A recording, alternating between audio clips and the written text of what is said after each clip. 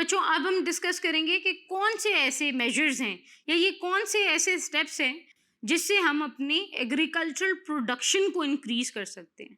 تو بچوں سب سے پہلے ہمیں جو چیز چاہیے وہ چاہیے ماڈرن مشینری.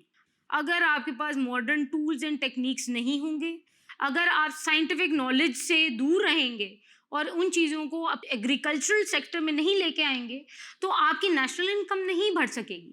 دوسرا چیز یہ ہے کہ آپ اچھی کوالٹی کا سیڈ استعمال کریں، ٹھیک ہے، پیسٹیسائڈ استعمال کریں، ایکسیلنٹ قسم کے فرٹیلائزر استعمال کریں. اور اس کے ساتھ ساتھ صرف یہ نہیں ہے بلکہ ہیومن ایکسپرٹیز بہت ضروری ہیں. انسان جو ہے وہ خود محنت کرے، اس کے بارے میں جاننا ضروری ہے.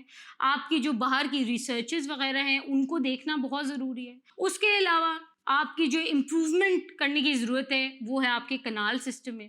آپ کے پاس بہت زیادہ آرٹیفیشل میتھڈز ہیں، ماڈرن میتھڈز ہیں اریگیشن کے، ان کو فالو کرنے کی ضرورت ہے.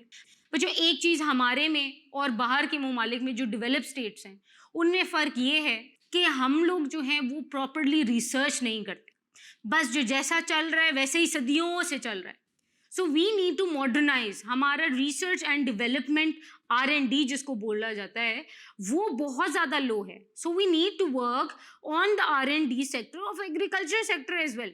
ہم باقی سیکٹر میں سائنس وغیرہ میں تو ہم R&D کر رہے ہیں، جیسا کہ کورونا وائرس کے اگینسٹ ہم ویکسین بنانے میں کام کریں، لیکن ہماری جو ایک اسٹرانگ ہمارے پاس ایک ہولڈ ہے ایگریکلچر کا، اس کو ہم فردر پروموٹ کرنے کے لیے ریسرچ اینڈ ڈیولپمنٹ نہیں کرے، پرانے زمانے کے طور طریقے اپنا رہے ہیں، جس کی وجہ سے ہم جو ریس ایک چل رہی ہے دنیا کی اور اس میں ہم پیچھے رہ رہے ہیں.